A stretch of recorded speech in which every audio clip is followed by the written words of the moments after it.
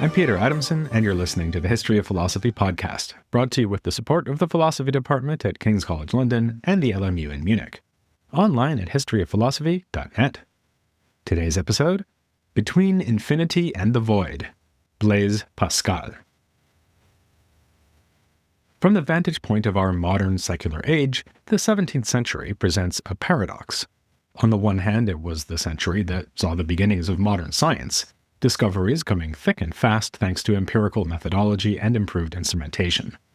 On the other hand, it was a deeply religious, some might say superstitious time, when political controversies and major European wars still raged over theological issues that are nowadays largely forgotten.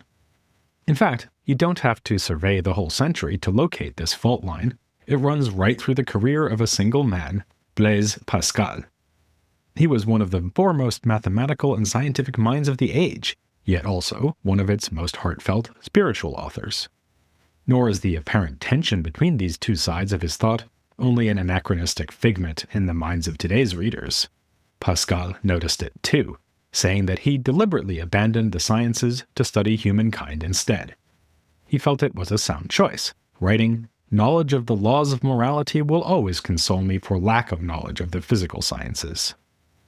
We can date the turn in his biography with unusual precision.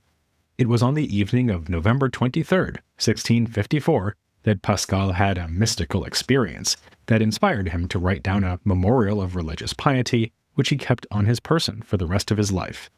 He largely, though not completely, stopped working on topics like mathematics and devoted himself to religious writing. A further spur to this project was an extraordinary event that occurred at the Abbey of Port-Royal. Pascal's 10-year-old niece, who was in residence there, suffered from a horrible eye tumor. Doctors recommended cauterization, a horrific procedure that might kill her. Just before the procedure was to be carried out, a relic was brought to the monastery, a thorn from Christ's crown. When it was touched to the poor girl's eye, she was suddenly cured. The Jansenist community at Port-Royal was thrilled and emboldened by this clear sign of God's approval. The leading Jansenist, Antoine Arnauld, held it up as an ideal example for showing that it can be rational to believe in miracles. Many people witnessed these events. Medical doctors were called in to confirm that the girl was healed. Even the Jesuits, the arch-enemies of the Jansenists, conceded that the miracle had really happened. In the wake of this episode, Pascal resolved to write a treatise to bring readers to the Christian faith. It was never completed, but the scattered notes, which Pascal loosely organized by theme, were published posthumously as the Pensées, meaning thoughts. It's an extraordinary text, which combines intense religiosity with an ironic and aphoristic wit. If Teresa of Avila had co-authored a book with Montaigne, the result might be something like this. The irony and wit, at least, come recognizably from the same man who had earlier engaged in disputes over scientific matters, since in that context too, Pascal had shown himself to be a master of cutting and persuasive rhetoric. His most enduring contribution in science is in the area of fluid dynamics. This doesn't sound particularly relevant to philosophy, but it most certainly is, because one aspect of Pascal's achievement was to help establish the possibility of void space. As we know, this was a point of contention between Aristotelians and Cartesians, on the one hand, and atomists like Gassendi, on the other hand. We've seen various attempts to settle the question by arguing from first principles. Thus, Descartes claimed that extension is the primary attribute of body, so it is contradictory to postulate an extended space that has no body in it. Pascal's approach was instead empirical. He built upon the work of Evangelista Torricelli, who had filled a glass tube with mercury and then inverted it in a pool of mercury covered by water. Torricelli found that the level of the mercury in the tube dropped, leaving what would seem to be an empty or void space at the top of the tube. Pascal repeated the experiment publicly with numerous variations, using different fluids, like wine, and various shaped vessels to show the generality of the result. He then wrote up his results in an effort to convince others that the reality of vacuum had been established. But not everyone was ready to admit that that apparently empty space was indeed empty. Maybe it was full of mercury fumes or rarefied air that had managed to work its way through the barrier created by the water and mercury, or even through the pores in the glass. Descartes, for one, adhered to his rejection of void. saying that the empty space at the top of the tube must be full of what he called subtle matter. Another skeptic was Etienne Noet, who in a debate with Pascal wrote, "I read your experiments about the vacuum, which I find very good and ingenious, but I do not understand this apparent vacuum which appears in the tube. I say that it is a body because it acts like a body in that it transmits light with refractions and reflections, and it retards the movement of another body." Pascal was annoyed with these refusals to accept the plain verdict of the senses. He summarily dismissed Descartes' proposal about subtle matter, for which Descartes provided no evidence. We find more reason to deny its existence because it cannot be proved, than to believe in it for the sole reason that one cannot prove that it does not exist. Speaking of subtlety, a more subtle question prompted by the Torricelli experiment was this: what determined the height of the mercury in the tube? In other words, why did it fall down to some extent, leaving a void space above it, but without rushing out completely? The answer, Pascal thought, must be the weight of the air pressing down on the surface of the water in the bowl. He further proposed that in general, the force exerted by any fluid, including air, is a function of the fluid's vertical dimension. Thus, the same amount of water will produce a lot more pressure if it is filled into a narrow column than if it is allowed to spread into a shallow pool. Again, Pascal described instruments of various shapes to test this, though, as was pointed out at the time, it was unclear which of these experiments he actually performed and which he only imagined. Some of the scenarios he wrote about were clearly impossible, like the ones that called for glass tubes that were too long to manufacture at the time. One experiment that definitely was performed, not by Pascal but at his behest, is especially famous. He got his brother-in-law to do the mercury tube experiment at the base of a mountain and then at the top of the mountain, making careful measurements in front of trustworthy witnesses. As predicted by Pascal's theory, the height of the mercury in the tube was lower at the top of the mountain, because the thinner air at higher altitude has less weight. Thus was discovered the principle that explains how barometers work. The celebrated experiment led to a further dispute, in this case as to who could claim priority for the discovery. Descartes said that he was the one who first conceived of the experiment, and Mersenne had already described it in print. Still, it's Pascal who is usually acknowledged by historians of science, who tend to feel that thinking of an experiment is not as good as actually carrying it out. A work by Pascal on geometric method reveals a good deal about his understanding of such scientific proofs. Echoing ideas one can find in Aristotle, he says that one should begin by defining one's terms and laying down axioms, and then produce demonstrations on that basis. As Aristotle also noted, it's a mistake to try to prove or explain things that are self-evident, since one will just wind up explaining what is more clear in terms of what is less clear. Pascal's writings on vacuum adhere to this policy, laying it down as a principle that, as Torricelli had already put it, we live submerged at the base of an ocean of elementary air, and we know by indubitable experience that the air has weight. Possible experiments simply confirm the expectations one might have on the basis of these principles. This is not to say that experiments are a kind of afterthought. Pascal once said that they are the real masters that one should follow in physics. But his confidence in principles outweighed, if you will, his confidence in experimental results. For instance, he correctly predicted that a partly inflated balloon would swell if carried to a higher altitude, again owing to the thinner air pressing against it. He was able to confirm this, but said that if the balloon had not inflated, he would have put this down to faulty equipment, not faulty theory. While all this might seem like the methodology of an unrestrained optimist, Pascal turns out to fit squarely into one of the stories we've been following in recent episodes, the skeptical tendency among early modern French thinkers. Already in his work on geometrical method, Pascal is under no illusions about the power of rational argument. He says that people form their beliefs based on either reason or will, and will is by far the more common. So usually, if you want to persuade someone of something, you need to delight them rather than give them good reasons. When explaining his own methods in science, he sticks to rational arguments, since these have clearer rules. But in the works he wrote in the wake of his spiritual experience, he showed himself to have plenty of rhetorical technique and also profound misgivings about human reason. A report of a dialogue between Pascal and a friend following the conversion was written down by a third party and only after Pascal's death, but it is nonetheless revealing about his evolving ideas about knowledge and faith. He apparently contrasted Epictetus to Montaigne, taking Epictetus as a champion of human reason and Montaigne as a skeptical ironist, which is a fair assessment in both cases. As a Stoic, Epictetus was convinced that human reason is capable of realizing full virtue through ethical knowledge.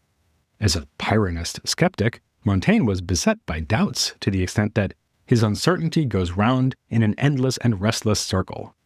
For Pascal, both were wrong-headed. Epictetus thought too much of humankind, Montaigne too little. Pascal's own middle path is explored in the Pensées.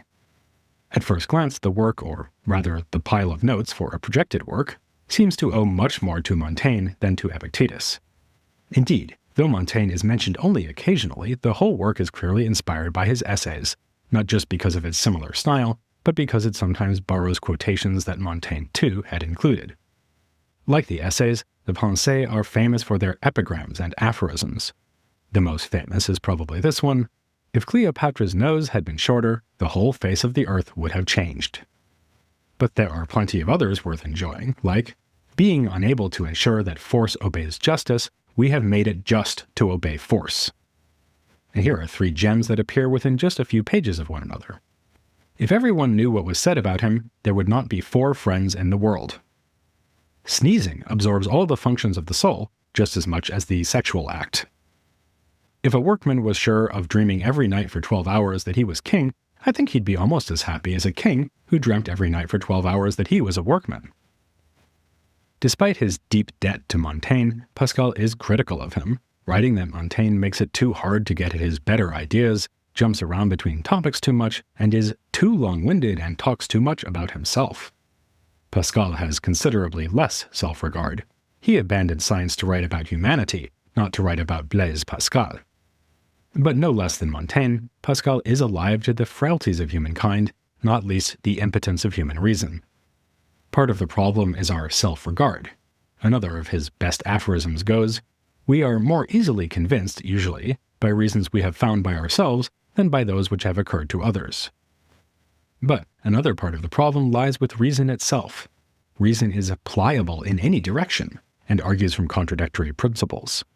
We are born ignorant, and those of us who are wise realize in the end that they must live with ignorance rather than priding themselves on the smattering of knowledge that they have acquired along the way. Indeed, the skeptics, from Sextus Empiricus to Montaigne and Charron, are right that rational argument can rarely persuade us of anything, not even that we are awake instead of dreaming. That example should, of course, remind us of Descartes' Meditations, and the evil demon skeptical hypothesis also makes a brief appearance. But when Descartes is named explicitly, it is not for his contributions to the history of skepticism. Rather, Pascal agrees with Gassendi that Descartes was an unconvincing dogmatist whose philosophical and scientific claims fell short. Pascal mocks philosophers like him for writing works with overambitious titles like On the Principles of Things. 2 notes are damning in their brevity: Descartes, useless and uncertain, and Write against those who delve too deeply into the disciplines, Descartes. But Pascal refuses to content himself with pure skepticism. He sees humans as caught between their inability to prove anything and their unquenchable longing for truth. A philosopher like Epictetus, or Descartes, will always founder on the rocks of uncertainty because he depends on human reason alone. But remember, we don't always, or even usually, believe by reason. Mostly we believe by will, or as Pascal tends to say here in the Pensées, the heart. This is why skeptical arguments, like all arguments, are ultimately unsatisfactory. They can never overwhelm our intuitive grasp of certain phenomena, like time and space, nor dissuade us from our feeling that certain things are true. Of course, Pascal's conversion experience was precisely a powerful feeling that the Christian God was present to him, and he wants his readers to have this feeling too. So he's not really in the business of offering arguments for the existence of God or for the truth of religion. In fact, he says this is pointless, since one needs not rational belief, but faith in Christ. The proofs of God offered by metaphysicians can only convince the mind, which is not enough for Pascal. Given our finite powers of understanding, Pascal says that it is incomprehensible that God should exist, and incomprehensible that he should not, that the soul should exist in the body, that we should have no soul, that the world should be created, that it should not, that original sin should exist and that it should not. Nonetheless, he of course does believe, or rather feels, that God exists, that there is an immortal soul, that the world was created, and that humans are born into original sin. Pascal's epistemology is intimately bound up with that last item, humanity's sinfulness, or as he often says, wretchedness. Often, he strikes a rather pessimistic note, as when he says, "We want truth and find only uncertainty in ourselves. We search for happiness and find only wretchedness and death." But he thinks it is just as dangerous to convince humans that they are utterly wretched as it would be to convince them of their unalloyed greatness. That humans can realize their own wretchedness is in itself a sign of their greatness. One might even say that Pascal thinks humans are redeemed by their ability to do exactly what he is doing in the Pensée. We should reflect on our own nature and our modest place in the order of things, which lies somewhere between the incomprehensible vastness of the universe and the ungraspable tininess of the smallest parts of matter. In what might be a rueful allusion to his earlier scientific work on the vacuum, he says that we are suspended between the two gulfs of the infinite and the void. This line of thought leads Pascal to reject another aspect of Pyrrhonian skepticism, though the point would be just as relevant to any of the Hellenistic schools. The skeptics, Epicureans, and Stoics all wanted to show us how we can attain what they called ataraxia, meaning freedom from disturbance. A restful, calm life free of all anxiety and upheaval, that's what you could get by suspending judgment, according to skeptics like Sextus, by becoming perfectly virtuous, according to Stoics like Epictetus, or by avoiding pain, according to Epicureans like Lucretius and more recently Gassendi. Pascal finds this whole way of framing the purpose of philosophy to be psychologically unconvincing.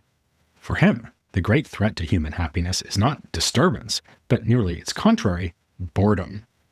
Philosophers consider it ridiculous that nobles spend all day hunting for a rabbit they could easily buy from a butcher. The philosophers do not know that it is only the hunt, not the kill, they are looking for. They sincerely think they are seeking peace and quiet, whereas they are really seeking agitation. Not unlike fluid released from pressure, we are always trying to fill the void in our existence however we can. The best way to do that is to keep busy, even if it is with trivialities. This, not power or luxury as such, is why it is so good to be a king. You always have people around to take your mind off your own triviality, your speck-like existence in the enormity of the universe. Such statements could easily come from a Frenchman living 400 years later, an existentialist smoking cigarettes and sipping beer in a Parisian cafe while pondering inauthenticity, the meaningless of life, and the question of who is going to pay for all the cigarettes and beer. But for Pascal, such feelings point in a different direction, towards the true infinity of God, and specifically the God of the Christians. Among the religions of the world, or at least among those Pascal knows about, only Christianity has taught both the greatness and the wretchedness of humanity. The doctrine of the Incarnation, which proposes that God humbled himself to become man, embodies both ideas. But the more important Christian dogma in the Pensée is original sin. When we understand that we are wretched and no better than animals, we should also realize that we must have fallen from a previous higher condition. Here we see the influence on Pascal of Jansenism, which played a role in his life starting when he was in his 20s. The later stage of Pascal's career was devoted to this religious movement. He wrote in defense of his fellow Jansenist, Antoine Arnauld, and even seems to have contributed something to the development of the Port-Royal logic, of which Arnauld was one of the two main authors.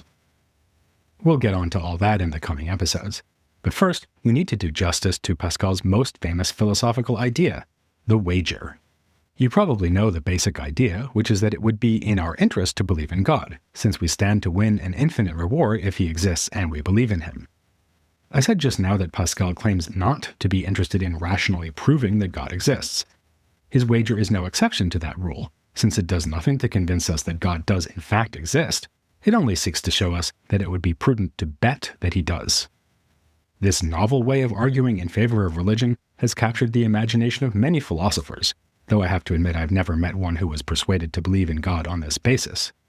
Nonetheless, you might as well take the chance to join me next time for Pascal's Wager here on The History of Philosophy Without Any Gaps.